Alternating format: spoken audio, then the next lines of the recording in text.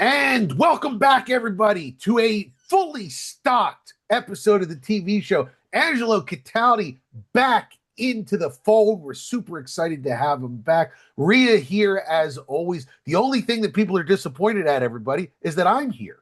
You guys, if you were just together, people would be like, finally, we get some good opinions about TV and not Jay's wacky ones. All right, so guys, and by the way, if you're not watching the video on YouTube, I'm wearing a Duff Brewery official shirt that I got in the Simpsons world at Universal Studios back in the day. Very excited to wear that. Angelo was jealous. He said, "Where did you get it?" And I said, I cannot disclose." I was excited till I heard it was with the Simpsons. I don't like the Simpsons. Well, let's talk about a cartoon. It's a cartoon and live action, and Angelo. It gives us a chance to talk about our favorite guy, David Zaslov, who is the guy in charge of HBO and Warner Brothers, at least for now. And there was a movie that came out, it didn't come out. It was created 4 years ago. It was called Coyote versus Acme. And David Zaslov shelved this film in 2022 because he looked at the numbers and the $30 million tax write-off he thought would make him more money than the actual release of the movie itself. Now it's going out and getting terrific buzz. People are very excited about it. And the question that you had, Angelo, for us is, how does David Zaslov get so much power? A man who has never accomplished a single thing creatively. What's going on? Tell me about David Zaslov. Right. What got me going on this? You know, I'm not a cartoon guy. And this is live action. This is like Who Framed Roger Rabbit many years ago. Really good movie. This is combined. Will Forte's in it, John Cena's in it, and cartoons. It's a combination of the two. And Will Forte told a story that they did it in 2022. It was supposed to be released the same weekend Barbie was released. And David Zaslov, who was running Discovery Warner Brothers at the time, he went, no, we don't want to give that to this stupid project. Bag this project and give all those dates to Barbie. And then once they did that, he looked at it again and went, screw it. Get rid of it. Just shelve it. We'll take the tax write-off 30 mil and everybody will be happy. Well, no, they're not, because the movie is supposedly terrific. Yes. Right now, the early critics that have seen it, it's a 95%. All the screening buzz was extremely positive. And David Zaslov, who, by the way, is now officially a menace to American society, right? Yes. He is the villain of creativity in our country in the cinema. This jackass shelved the thing and basically left it for dead. It was revived now without any involvement by him, and it's coming out this weekend. It's coming out Friday, and all indications are people are going to love it. But it was on the shelf for 3.5 years because David Zaslov wasn't rich enough. He had to milk one more project. To tell you how much this guy rankles me would require language not allowed even on the internet. Can I show you the email? No, I'm not going to show the email where Angelo said, "How the bleep does Zaslov get so much control?" Yeah, isn't it awful? I mean, isn't this? It is. Well, I mean, listen, we lived that world for a long time. You lived it, and it's where you have the creative side. And then you have unfortunately, the corporate side. And a lot of times, unfortunately, in corporations, this happens, but you should never have someone who just goes, well, I have something great and it's going to be a hit, but I'd rather take the tax write-off. The minute that became public, that man should never have a job involving anything creative ever again, because there's a way, we lived it, Ange, all the time. You come together, you talk about it, you go, okay, can you not go this crazy and maybe go this crazy? And you were always willing you were never willing to couch your opinion, but you were willing to listen and to hear the corporate side. You generally told them to go to hell, but you were willing to listen. In this case, to me, this man has no business being around movies. None. And I want this. I want to go see this movie now just because I want it to be a massive success so that the Me people too. around David Yes. Zaslov just go, we can't ever allow him to do this again.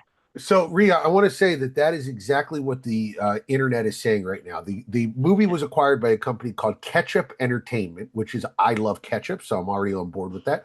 And they are releasing the movie, and the general buzz about the internet right now is that beyond it being a good movie, we all have a moral imperative to go see this movie as a Yes. way to let soulless people like David Zaslov know that if you try to squash creativity, you're going to lose in the end. Do you agree, Rhea, that is a point of view that's valid?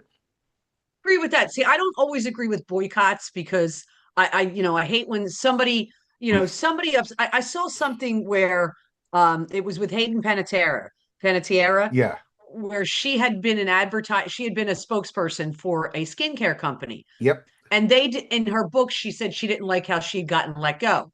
Well, they all decided that they were just going to boycott it. And I think maybe without having all the information of maybe why they let her go, I don't know the whole story.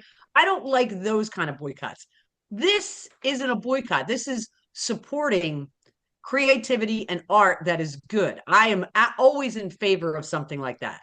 Angela, are you going to be there day one to support? I am going to be there, Jay. I swear. And I don't go to see that kind of movie, but I am because of the principle of it. And here's the whole thing, Jay. This is what I need you as a creative person, as somebody who writes scripts himself. Yeah. How does a man who's basically his number one contribution to television creatively was to place cameras on lobster boats in Alaska and watch them haul in pots, all right? This jackass is now making decisions on 100, 200, $500 million films with no background of creativity and no sensitivity to it. I understand that movies are a business, but that's not all they are. They are part of our lives when they're great. And you can't take that away so that you make rich people just a little bit richer.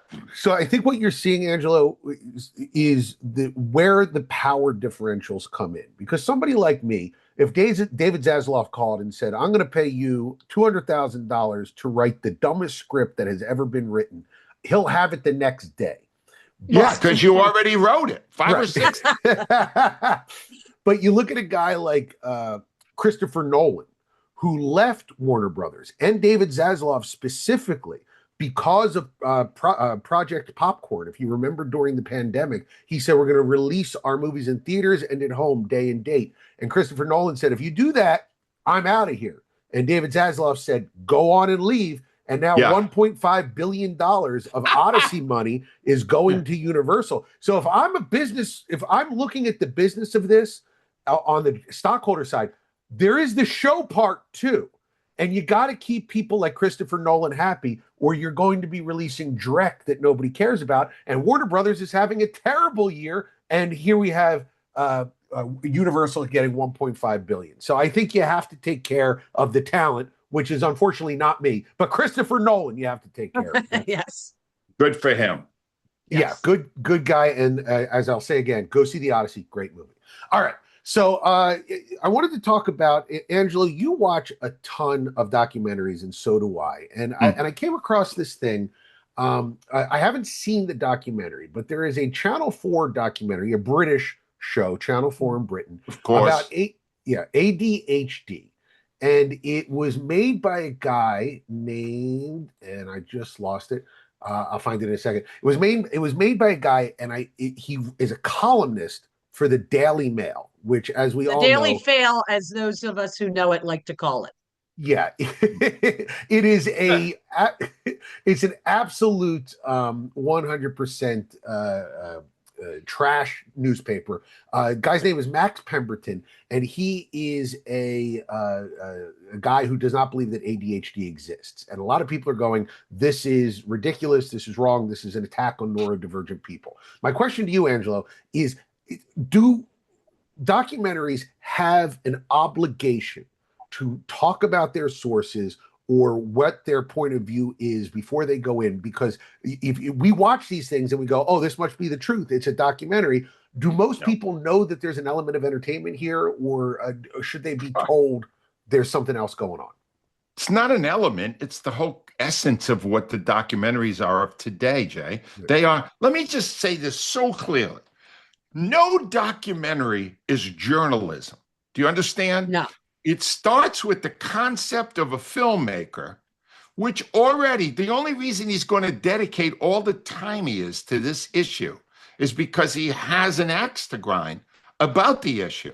He's going to, whoever's doing it, her or he, they're going to make a documentary that represents the passion they have for the topic. It's not journalism. They're not giving you both sides. They're not required to. And as long as you know that going in, you will understand that the only real goal here is to entertain you and to make them money. Rhea knows this, right, Rhea? Yeah. Well, didn't we have the thing with the documentary on the young woman who killed her boyfriend by driving like 100 miles an hour? Yeah. And they didn't tell. Oh. Yeah, and they didn't tell the whole story. Didn't we talk about that? Yeah, Where, it was like, unbelievable. The crash. It was the crash. So, I mean, I am not as big a documentary watcher as Angelo, but I've watched a couple of like true crime ones because I you know how much I love mysteries, and I've always found them to just be like that. You never get. I don't watch them anymore because I know I'm not getting the answer at the end of it. That drives me crazy. But yeah, I think I watch it and I'm not expecting Woodward and Bernstein. I'm just going. These people found the Wing Bowl documentary is out. You find something's interesting and you tell a story about it. So I don't know if the credential you have to go like if you're going to watch a documentary about ADHD, I'm assuming you have some experience with it, your child or you. Right. And then I couldn't make a determination on it. So I don't know. But I don't know if you have documentaries are just what Angelo said, what the filmmaker has decided they want to do something on. You know what, guys? We come from a generation that media literacy, I think, was taught a little bit more stringently. That that if it's an op-ed piece, that the op-ed is a different part of the newspaper than the hard news. You understand that. I think that the landscape today, Fox News doesn't tell you that they have switched to the op-ed portion of the programming at 7:00 when Lauren Ingraham shows up. They just roll right into it. And I'm wondering if people aren't aware of how documentaries work, maybe there is some responsibility on the producers to go, this is our point of view, even though you should know that. Realistically, A lot of people don't. So, well, I'm so glad Rhea referenced the Wing Bowl documentary, which is available now on Amazon for $4.99. You can buy it for $5.99, and it is fantastic. But here's the thing. I learned a lot about documentaries by being inside the production of that thing. And I wasn't a producer. I was just watching the way they did it. It all came down to what did they have the best video of? See, it's optical. The whole concept of a documentary is to constantly keep you riveted to the screen with great stuff to look at. The best documentary I've seen recently is called, other than our own, Wing Bowl is the greatest. No one died. It's called Class Action Park. Yes, I love it. This theme park action, and the reason that it was so great, that the guy that ran it was a lunatic. All right, the guy that didn't care about safety. People were getting hurt. People were dying. Didn't care, but they had all this great video. That in the end, he kind of came out as a hero, a guy who didn't play by the rules, right? There's a lot of people that hate him. Yeah. They lost family members. They're dismembered because of this guy. But they presented you the most entertaining spin they could on what that was. And that's what documentaries always are. They are to entertain you first. And if they inform you along the way, beware, because it's only one point of view. Very good. I will tell you the best documentary I saw was called Buried, the 1982 Alpine Meadows avalanche. It was one of the most riveting things I've ever seen. And just if anybody ever wants to watch it, it has a moment where you will stand up and go, wow. But I mean, but it's all backed by news footage, which was why I went, okay, they're using news footage to tell the Video. story. Yeah, So, right. I know that it was very, and I followed up on it. It was very true. Could you All right. find out where that's available now and at the end? We'll Absolutely. Yep. for people because it sounds like something they should be watching. It's And really Rhea, good. while you're looking It, that up, I want yeah. to just take a moment to introduce the next topic, which is a sad one, but also a celebratory one, because of, there are very few people in this world who are universally beloved. I think that you got Mr. Rogers, possibly Bob Ross, the painter guy Betty from White. PBS, Betty White. You got maybe Steve Irwin, the crocodile hunter. You got Angelo Cataldi. And the one that I think that nobody has a bad word about anywhere on the whole planet is Dolly Parton, who sadly passed away from cancer yesterday. And Rhea, you had a great clip that you shared with us of Dolly Parton on the Johnny Carson show, singing a song, hitting a D major chord with press-on nails the length of a snail. I mean, they're gigantic. Amazing moment that I think captures a time in America where Johnny Carson was the focal point of pop culture. You went on here, and the whole point of the song that she was singing is, "I'm on the Johnny Carson show. I must be a star." And it was just a beautiful moment. If you love TV, if you love Johnny Carson, if you love Dolly Parton, you got to see Dolly Parton. I wanted to hear your thoughts about her and her legacy. Real quick, I just want to mention this. And Jody Mack did our show this morning because John Ritchie was off, and we were talking about her. And he said to Joe and James, "You guys are too young to remember this, but when we would get word that Dolly Parton was going to be on Johnny Carson, it was appointment viewing because they were both so brilliant together, and that she completely credited him for literally getting her. That's what that song was about." So I thought that was really cool. But, we did our show for many years at the Borgata. So I stayed there one time on a Saturday night, got a room, went to dinner, blah, blah, blah. And I knew the head of security. He says to me, he goes, "Hey, Rhea, Dolly Parton's up in the music box. Do you want to go see her? I can get you in." And I'm like, yes. I was like, oh my God, Dolly Parton. And I went up, and here's what I remember about her, because everything that I've heard and read, kind, genuine, just, a beautiful person. I got, and I'm listening to the music, which is amazing. I'm a Dolly Parton fan, Jolene, all that. But she would talk to the fans in between songs.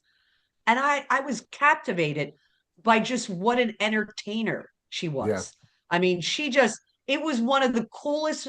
I was like, I got to see an icon, but I got to see an icon in action and to understand why she's an icon, because people were drawn to her, and it was just a really cool experience. Unbelievable charisma. And Angelo, one of my favorite memes is a picture of Dolly Parton from the late 70s, early 80s going, what did Jolene look like that this woman was afraid that Jolene was going to take her man? I mean, just absolutely gorgeous. But just say, Rhea, that clip, Rhea, you were the one that got that clip on YouTube? Yeah. Because let me just say, please get people to watch it, because my wife has told me, I'm an old man, all right? Don't click on links, because sometimes they're viruses. Yes. Like, come on, it's Rhea. It's probably good. Yeah. I'm so glad I clicked on it, because not only did I see how amazing Johnny Carson was in bringing his stars out so you could really see them, but that woman, that song she wrote about how being on Johnny Carson's show changed her life. That was the song she wrote. It was brilliant. The repartee was phenomenal. And it made me miss both of them.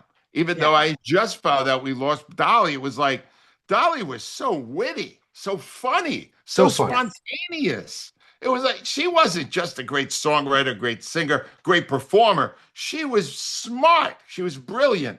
And we lost the great one. And all I could say about it is, watch that clip. It's less than 4 minutes, and you will see what is magical about that woman, and also about the guy who created superstars, Johnny Carson. You'll see both of them at their peak. And I want to say something about her being a bit, first of all, Steel Magnolias. She's with Olympia Dukakis, Shirley MacLaine, Sally Field, and she's amazing. 9 to 5, she's with Lily Tomlin and Jane Fonda. She's amazing. But I saw an interview with her yesterday where she wanted Elvis to do "I Will Always Love You," and they were literally set to do it. And the day before, was it Colonel Parker? Was that his name? Colonel Tom Parker. He Yep. ran Elvis. Yeah. Yeah. He comes there and he goes, well, he's going to need like half the rights. This is Dolly Parton with like one of the biggest superstars in the world with Elvis. And she said no. Wow. And then when Whitney Houston did it years later, the money she made off of that, which by the way, she donated all over the place. But I went, what a businesswoman to look at it and go, I'm not giving half of this song to Elvis Presley. I don't care who he is. And Good that for had her. to take, I will just say this, I can say this as a woman, that had to take a lot of balls. Absolutely. And I'm so impressed with her. What I heard specific to that, Rhea, and then we'll move on, is that she used the money from that song in particular to put a business, a building in a black part of Tennessee, and to this day they call it the building that Whitney built, because it was Whitney Houston who made that into a thing. Alex Perlman, the great comedian in Philadelphia, said that the thing about you have to remember about Dolly Parton is she could have been a billionaire if she wanted to, but she didn't want to. And that says a lot about her. All right. The only person I know more beloved than Angelo Cataldi in the Philadelphia area is a man named Steven Singer, who has a great jewelry store. Tell me about him, Angelo. Some of your segues are tortured. All right, quick example. Steven would hate that introduction because Steven has a whole thing about how I hate Steven Singer. He isn't beloved by everyone. Every jeweler on Jewelers Row can't stand the guy because he basically unmasked all of them as a bunch of phonies. He doesn't do sales. You look at the price tag. That's the actual price tag. And it's a fair one. It's honest. He figured out 40 years ago that in the jewelry industry, most of it is just shell game. You know, look at this one. Look at this one. What about the quality of that diamond? Nah. Steven Singer relies on the fact that people know he's honest. And you are going to get an honest piece of jewelry for an honest price. What is so complicated about that? Rhea. And when I show you guys the pictures every week, when I bring it up, I tell you the price. The price is on his website. You go on. And Jay, I decided to do, you said last week that your daughter it's her sweet 16 in December. Coming up in December. Which is my birth month, and that is blue topaz. So I've done your shopping for you. So here's first is if you want to get her a necklace. Can you see that? Nice. Love it. 188. So that's the necklace. And then it's very reasonable.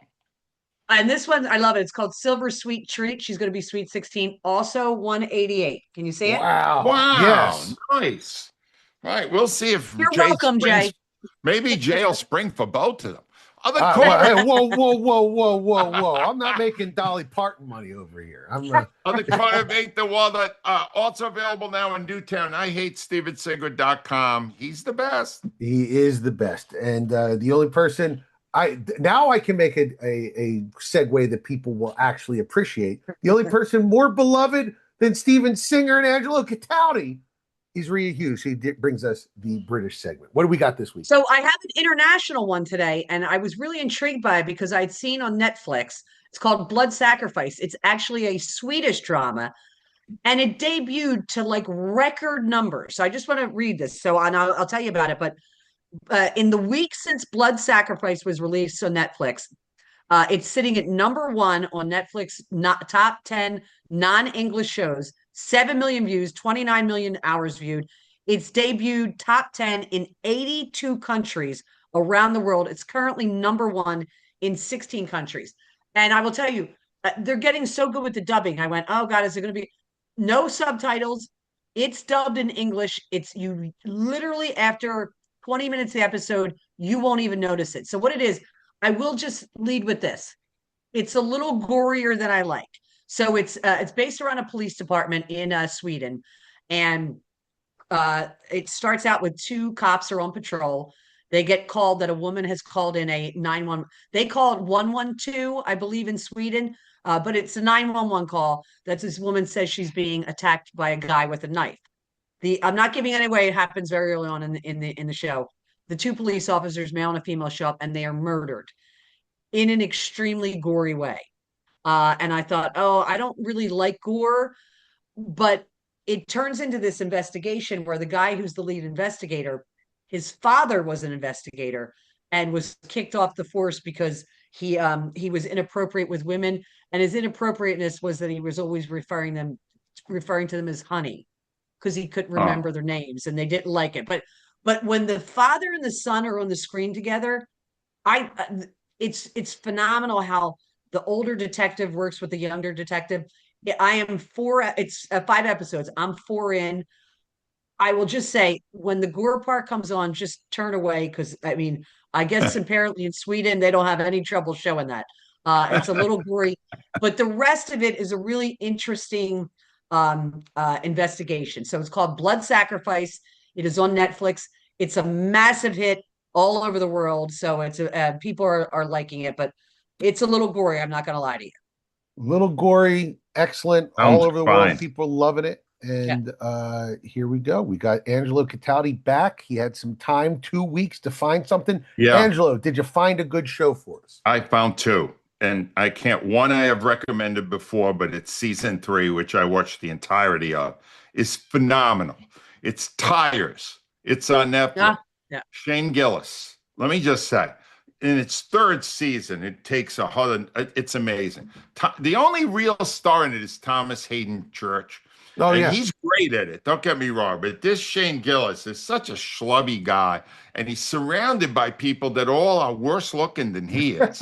There's not a good looking person in it. His partner, Steve Gerben, is the actor. I've never seen a weirder looking lead actor in my life than the guy there who runs one of the tire companies. He's great, by the way. I think he's fun. He is. He's phenomenal. Yeah. And the final episode of the season basically steals from The Sopranos. It's got this, all the themes that are part of The Sopranos are in it, but they don't give it away until a woman shows up at this TV station where they're appearing, and it's Meadow Soprano. Oh, wow. Well, not the character. I can't remember. Jamie Lynn Sigler. Yeah. Right, exactly. It's terrific. Season 3 is great. It's all out. You can blitz it and you will love it. And the other one is new. It's still in theaters and available on Amazon now. It's called Gail Daughtry and the Celebrity Sex Pass. Oh, right, yeah. Do you know how I'm always screaming for creativity? Yeah. You'll never find a more bizarre or interesting premise than this. Basically, this woman's getting married, and they each have a sex pass. You know, if you somehow you were encountered this person, you're allowed to have sex with them. And the fiance ends up having sex with a very famous woman. I won't give it away. Yeah. And now she has to find a way to bang John Hamm. Yeah. And in it, really stealing the whole movie, is Roger Slattery, who played Roger Sterling in Mad Men and is finally working again with John Hamm in this film. There are so many cameos in it of incredibly famous people that you will want to keep going back to it. I'm going back to it I know I'm missing stuff. It's so great. It's funny, it's creative, it's fantastic. All I could tell you is Gail Daughtry of the Celebrity Sex Pass, available at a price on Amazon right now and in theaters. Check it out. Tires and that are both great. So 2 quick things. Number one, the scene in Tires where he's encouraging one of his friends to go to January 6th was absolutely hilarious. Yeah. Well, that's the mentality. It's a bunch of really crazy people doing insane stuff. It's really good. And the person who did that Gail Daughtry show or movie is a guy named David Wayne, who is one of my absolute favorites. He did Wet Hot American Summer. He did Role Models. They came together. He did a great movie about National Lampoon called A Futile and Stupid Gesture. Really good, funny guy. And he's in a thing called the Middle-Aged Dad Jam Band, where he and a bunch of other comedians play music online, and it's really good as well. So you got to check that out. Well, I just got to mention that one is kind of based on The Wizard of Oz, and the lead character, who was a girl that Judy Garland played. Dorothy. Right, Dorothy. Zoe Deutsch plays him, and Zoe Deutsch is phenomenal. She's so good in this. You're going to love the whole thing. It's a great movie. It's an hour and a half of great entertainment. And because we ran over, I'm going to do just a real quick review. There's a show called Green Lanterns. It's just called Lanterns, actually, on HBO Max. It broke all sorts of records for its debut. It's got Kyle Chandler and Nathan Fillion in it. I actually fulfilling 5 of my wife's fantasies all together at the same time. She's a big fan of both. It's a superhero show set in a superhero world, but it is done as a buddy cop, like 80s show. It's a hard R, a lot of cursing. Kyle Chandler plays a really grumpy version of a superhero, the same one that Ryan, what's his name? The married to the beautiful girl in Deadpool. Ryan Gosling? Ryan Reynolds. Ryan Reynolds. He played originally by Ryan Reynolds. But Nathan Fillion plays Kyle Chandler plays a lot better version of it. If you like that sort of show, check it out. Well worth your time. Clark was waiting for your review. Should he watch it? He looked at the rundown. He said, if Jay tells me to watch it, I'll watch it. It's very much in the same universe as The Peacemaker, a little bit less violent and sexual, but still that same kind of fun attitude. Well worth your time. Angelo, what did we talk about this week? All right, Coyote versus Acme. Watch it to take a stand against David Zaslov and his campaign to end all entertainment and creativity. In theaters Friday. Roger Rabbit, or Who Framed Roger Rabbit, which is the original live-action animation combination. If you want to compare it, that is available on Disney+. I reference a documentary, Class Action Park. That's on Hulu and Rhea. You referenced Netflix 1982 Alpine Meadows Avalanche. All right, sounds like a good one. Dolly Parton and Johnny Carson is on YouTube, right, Rhea? That clip? Is that what they can see? That clip's on YouTube. And Jay, maybe we can provide a link to it. I'll put the link in the description. You got it. Yeah. Fantastic. Blood Sacrifice, available on Netflix, highly regarded. Also highly regarded, Tires on Netflix. And Gail Daughtry and the Celebrity Sex Pass is available on Amazon and in theaters now. Lanterns on HBO Max. Very nicely done. That man right there is Angelo Cataldi. You can see him in the great documentary, No One Died, the Wing Bowl story, currently available for $4.95, you said, to rent, and $4.99. $5.99 to buy. Very affordable, well worth your money. Just buy it so you can watch it multiple times. What are you doing? It's only an extra $1. Really good stuff. Check that out. Rhea Hughes, you can hear every morning on the WIP Morning Show if you're in Philadelphia on 94.1, or you can listen to her worldwide on the Odyssey app, or check out her great Instagram, Rhea Hughes 94 WIP. And my name's Jay Black. You can find me, Hello Jay Black, on Instagram and YouTube and Twitter and all those places if you like to hear rants about politics, which most people love, I'm told. I'd like to say thank you. I'd say about half love it, Jay. The other half hate it. I'd like to say thank you to our great sponsor, Steven Singer, and to our great listeners who make this possible. Ladies and gentlemen, we will be back next week with even more great TV content.